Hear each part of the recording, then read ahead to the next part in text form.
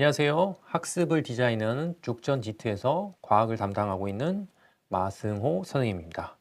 자, 오늘 주제는 이제 보정고등학교 2025학년도 2학기 기말고사에 대한 이제 시험지 리뷰라고 생각을 하시면 돼요. 자, 그래서 처음에 보시는 것처럼 이제 시험 개요 및 총평이다라고 해서 대상 학년은 이제 1학년 기준으로 통합과학 시험이 치러졌고 시험 일시는 이제 12월 18일 시험이 실시됐고 이제 시험 범위가 중요하겠죠. 시험 범위는 이제 통합과학 2권을 기준했을 때 환경과 에너지 파트부터 시작해서 과학과 미래사회다라고 보시면 돼요. 그리고 이제 지트 학생들 기준으로 평균 점수는 이제 93점 정도 예상을 하고 학교에서 봤을 때 이제 1등급 컷이 95점 정도 예상한다라고 보시면 돼요. 그리고 이제 전체적인 난이도 상으로 봤을 때는 그 2학기 중간고사 시험 문제도 그렇게 어려운 편은 아니었는데 이제 학생들 입장에서 봤을 때는 실수를 할 수 있는 부분들이 조금 몇 개가 출제가 됐기 때문에 중간고사 시험 문제가 생각보다 학생들이 점수가 잘 나오질 않았어요.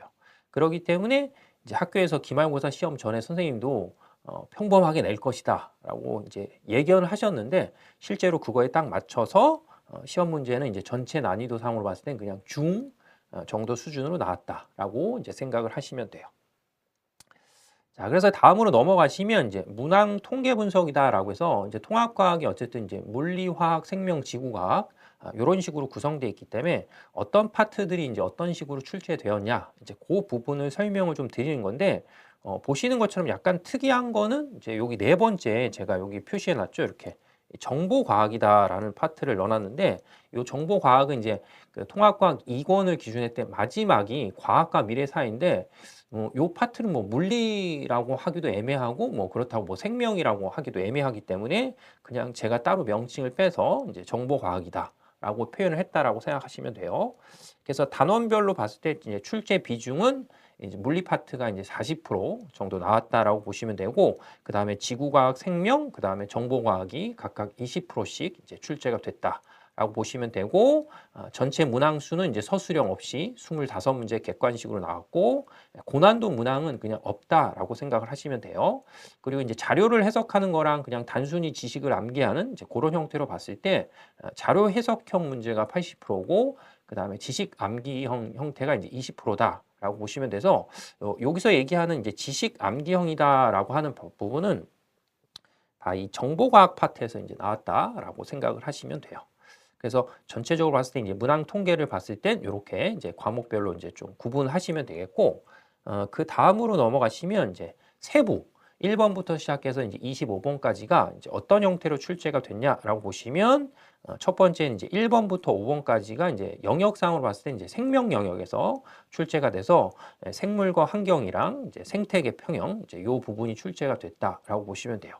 그래서 이제 원래는 이 생물과 환경이나 생태계 평형 파트도 난이도를 좀 높이고 싶으면 얼마든지 난이도를 높일 수 있는데 요번에 보정고에서는 이제 그런 난이도 있는 문제들은 이제 요 단원에서는 이제 출제가 되지 않았다라고 보시면 되겠죠.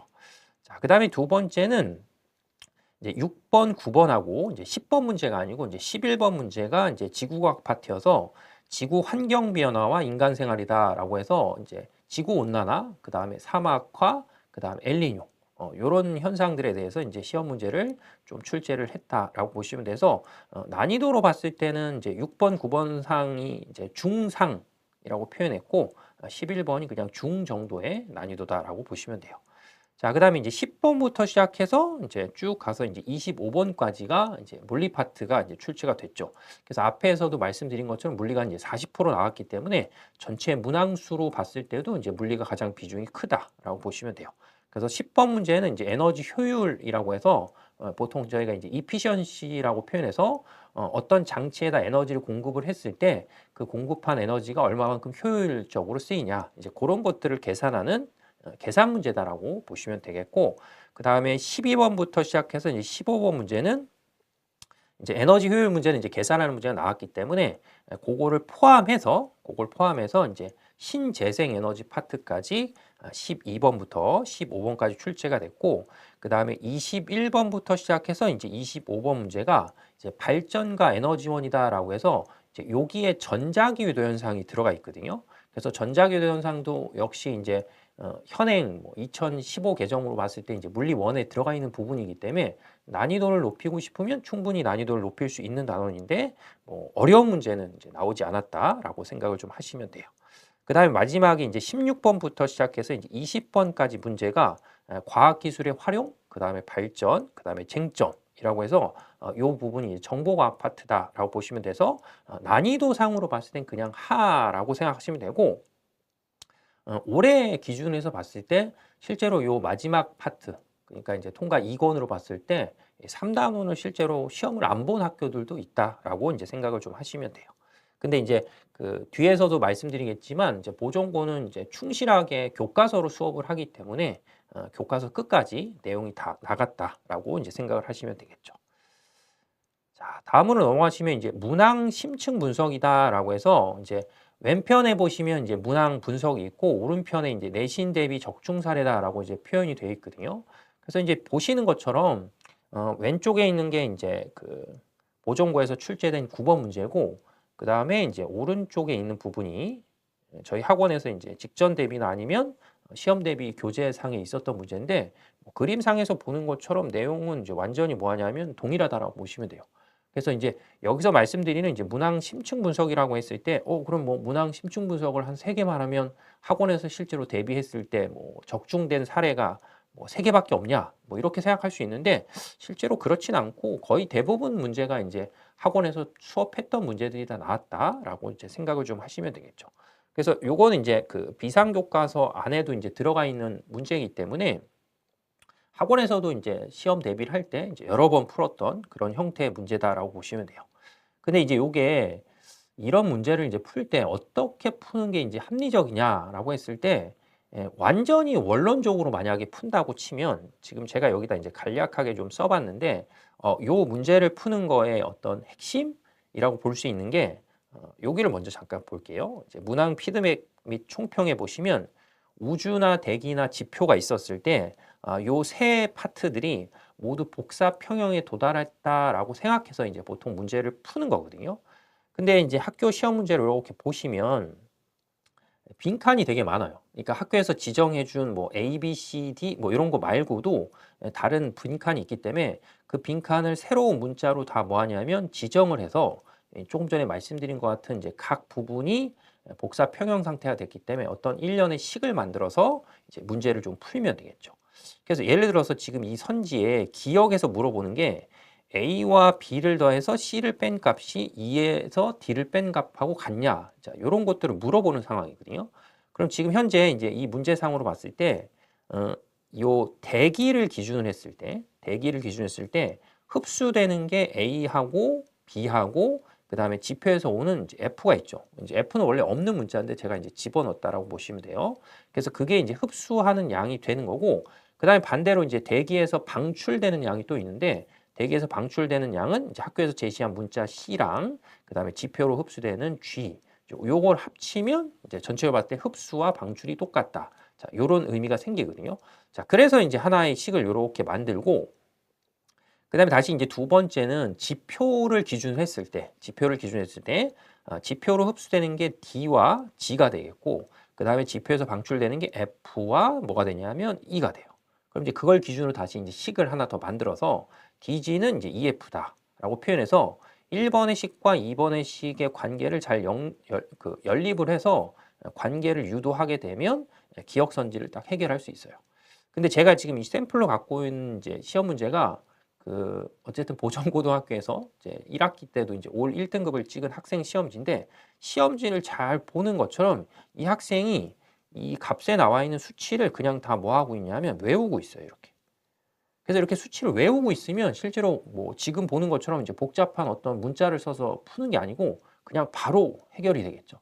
그리고 이거는 이제 보정고등학교의 어떤 색깔 중에 하나이기 때문에 보정고등학교는 기본적으로 봤을 때 어떤 시험 문제를 낼 때 특히 이제 자료 해석이나 이런 문제상으로 봤을 때 되게 어떤 미묘한 수치적인 차이들을 학생들한테 제시해서 이제 오답이나 이런 걸 유도하기 때문에 만약에 지금 현재 이제 이 영상을 보고 있는 학생들이 있다고 치면 나중에 내신 대비나 이거 할 때도 교과서에 나오는 어떤 수치나 이런 것들이 있을 때 그 수치나 그런 것들을 좀 깔끔하게 외워놓으시면 이제 한결 문제풀이가 좀 편하다라고 이제 생각을 하시면 되겠죠.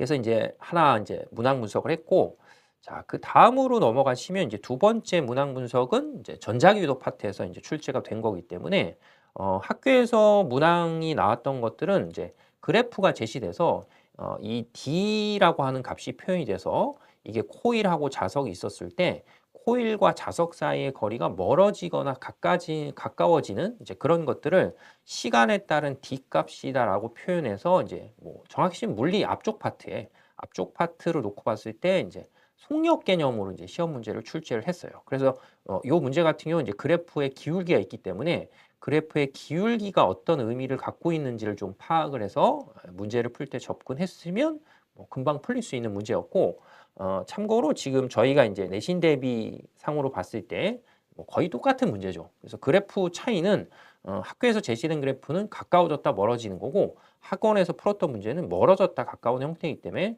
본질상으로 봤을 때 문제는 뭐 하냐면 이제 동일하다라고 이제 생각을 하시면 되겠죠. 그래서 이제 중3 때도 이제 이 파트를 배운 적이 있는데, 중3 때는 그냥 단순하게 자석이 주어지고 코일이 있어서 뭐 가까워지고 멀어진다라는 표현만 했는데, 이 문제상에서는 가까워지고 멀어질 때 얼마만큼 빠르게 가까워지고 얼마만큼 빠르게 멀어지냐, 그런 것들을 좀 비교하기 위해서 요 그래프의 기울기가 좀 출제가 됐다라고 이제 생각을 하시면 되겠죠. 그래서 뭐 나중에 시험 대비를 이제 뭐 2학기 기말고사 때 만약에 이걸 본다라는 학생이 있었다고 치면 그런 과정을 좀 이해할 때 물리 앞단원에 있는 그래프 해석하고도 같이 좀 이렇게 접목시켜서 시험 문제가 나올 수 있다라고 보시면 되고, 궁극적으로 봤을 때 이제 수능 문제도 이제 이런 패턴으로 좀 출제가 될 수 있을 것이다라고 보시면 되겠죠. 자, 그다음에 네 번째도 역시 이제 전자기도 문항이어서 요것도 역시 이제 내신 적중 사례랑 이제 비교를 해보시면 자석이 하나 있고 코일이 두 개 놓여져 있는 이런 상황의 문제고, 학교에서 출제된 것도 역시 코일이 두 개 있고 그 코일 두 개 있는 거를 이제 자석이 통과하는 이제 그런 상황이다라고 이제 보시면 돼요.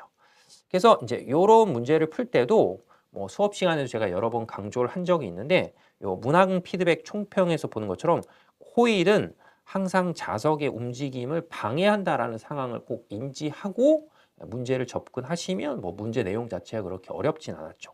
그래서 예를 들어 보면 이 그림상에서 봤을 때 지금 P점에 자석이 있을 때 P점의 자석이 이제 A라는 코일을 향해서 이렇게 다가오고 있기 때문에 처음에 다가올 때는 그 코일이 다가오는 거를 방해해야 되니까 A의 왼쪽이 N극이 되고 오른쪽이 S가 되는 거고, 그 다음에 이 자석이 A라는 코일을 통과해서 만약에 Q점에 놓이게 되면 반대로 이제는 S극이 A라는 걸 통해서 멀어지기 때문에 멀어지면 다시 그 운동을 방해해야 되니까 코일은 자석을 당겨야 되겠죠. 그래서 오른쪽이 N극이 되고 왼쪽이 S극이 된다. 자, 이렇게 생각을 하시면 돼요. 그래서 뭐 논의 전개 과정상으로 봤을 때는 충분히 어렵게 낼 수도 있는데 그 선지상에서 봤을 때 그런 어려운 내용들을 좀 빼고 학생들이 쉽게 이해할 수 있는 이제 그런 형태의 문제로 조금 변형해서 냈구나라고 보시면 되겠죠. 자, 그래서 문항 분석은 요 정도 하면 되겠고, 그 다음으로 넘어가면 이제 학교별 출제 특징이다라고 해서 이제 보정고등학교는 이제 어떤 식으로 시험 문제를 냈구나 이런 것들을 좀 정리를 해드릴게요. 그래서 첫 번째 보시면 교과서 개념 충실이다라고 해서 보정고등학교는 이제 다른 학교들처럼 부교재나 이런 것들을 사용하지 않아요.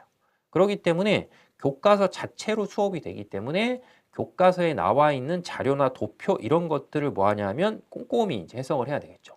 그리고 아까 앞에서도 이제 문제를 하나 풀었던 것처럼 수치를 외우고 있으면 굳이 복잡한 문자나 이런 것들을 쓰지 않아도 바로 문제를 풀 수 있기 때문에 첫 번째는 교과서 개념에 충실해야 된다. 자, 이렇게 보시면 되겠고, 그 다음에 두 번째는 정보과학 단원을 좀 강조했다라는 부분이에요. 그러니까 보통 이제 요 마지막 단원이 시험 문제가 출제가 되면 대부분의 학교들이 뭐 두 문제, 뭐 한 문제 정도밖에 출제를 하지 않는데 요번에 여기서 이제 5문제 정도를 출제를 했기 때문에 나름 이제 보정고등학교는 정보과학 파트에 좀 비중을 두고 있다라고 생각하면 되고, 요번에 실제로 점수가 안 나온 학생들도 있잖아요, 학원에. 그런 학생들을 보면 이 정보과학 단원의 그냥 교과서에서 한두 번 정도 읽어봤으면 되는 그런 지엽적인 내용들이 머리에 좀 숙지가 되지 않아서 좋은 점수가 안 나왔다라고 생각을 하시면 되겠죠. 자, 그 다음에 세 번째는 뭐 자료 해석 중심이다라고 해서 이게 뭐 중학교 과정이랑 가장 틀린 거기 때문에 중학교는 보통 그냥 지식, 단순한 지식을 요구한다고 치면 고등학교의 대부분 문제들은 어떤 자료를 보고 그 자료를 해석하는 것들이 최소한 이제 기반이 돼서 시험 문제가 출제가 된다라고 보시면 돼요. 그다음에 마지막 네 번째는 수능형 사고를 요구한다라는 게 뭐 아까 풀었던 문제도 똑같고 그다음에 이제 여기서 소개는 안 했는데 이제 16번 문제가 그전에 나왔던 이제 수능 예시 문항을 조금 변형해서 이제 출제를 했기 때문에 이제 앞으로 통합과학을 기준할 때 내신 대비 플러스 수능을 대비한다라고 생각하시면 각각의 단원들을 별개로 생각하는 것보다는 이 각각의 단원들이 어떤 식으로 서로 연계가 되어 있는지 그런 것들을 좀 참고하면서 이제 공부를 좀 하면 좋겠다라고 보시면 돼요. 자, 그리고 이제 마지막으로 그럼 이제 보정고등학교 내신을 대비할 때 이제 어떤 식으로 이제 시험 대비를 해야 되냐? 이거는 이제 뭐 2학기 기말고사에만 이제 국한되는 게 아니고 전체적으로 봤을 때 보정고는 이제 이런 색깔이다라는 표현으로 이제 받아들이면 되겠죠. 그래서 첫 번째는 이제 조금 전에 말씀드린 것처럼 교과서를 뭐 한다? 완벽하게 숙지를 하셔야 돼요. 그렇죠? 그래서 교과서를 완벽하게 숙지하고 그다음에 두 번째는 부교재로 수업하는 게 아니고 교과서 자체만 수업을 하기 때문에 분명히 선생님이 수업을 하시면서 수업에 강조되는 포인트들을 꼭 정리를 해 주시거든요. 그렇기 때문에 이제 그런 정리되는 포인트를 잘 머릿속에 집어넣으려고 하면 최소한 이제 뭐 학원 수업도 중요하겠지만 이제 학교 수업을 조금 집중해서 좀 들어야 된다라고 보시면 되고 그다음에 마지막 세 번째는 학원에서 보통 적중 자료라고 해서 이제 기출 문제나 아니면 뭐 모의고사 문제들을 푸는데 이제 그거 문제를 풀 때 어차피 시험 문제가 이제 학원에서 푸는 문제하고 크게 다르지 않기 때문에 그 문제를 풀면서 이 타임어택 훈련이다라고 해서 이제 시간 관리를 하는 이제 그런 연습들을 좀 마치면 요 세 가지 단계가 완성이 되면 뭐 누구나 다 보정고등학교는 이제 100점을 맞을 수 있는 그런 형태다라고 보시면 돼요. 그리고 마지막으로 이제 하나 더 말씀드리면 이 보정고가 다른 학교에 비해서 난이도가 그렇게 높지 않기 때문에 만약에 다른 학교랑 보정고등학교 같이 섞어서 이제 뭐 연합반 형태로 수업이 되게 되면 보정고 학생들 입장에서 봤을 때는 학교에서 배우지 않은 불필요한 정보들을 좀 이제 받아들일 수 있는 기회가 이제 생길 수 있기 때문에 그런 걸 방지하기 위해서 이제 저희 학원은 이제 3월 달부터는 보정고 전문반이 이제 진행될 예정이기 때문에 곧 설명회도 이제 진행될 거고 그 다음에 이제 보정고는 이제 이런 식으로 수업이 진행되겠다라고 해서 뭐 과학뿐만 아니라 이제 국어랑 영어랑 수학 이런 것들도 같이 이렇게 패키지로 묶어서 이제 설명회가 진행될 예정입니다. 자, 그래서 이제 오늘 제가 이제 보정고 관련지어서 말씀드릴 부분은 다 설명을 드렸고 이제 다음 회차, 이제 다음 영상에서는 죽전고등학교 이제 2025학년도 기말고사 그 시험지 리뷰 진행하도록 하겠습니다. 감사합니다.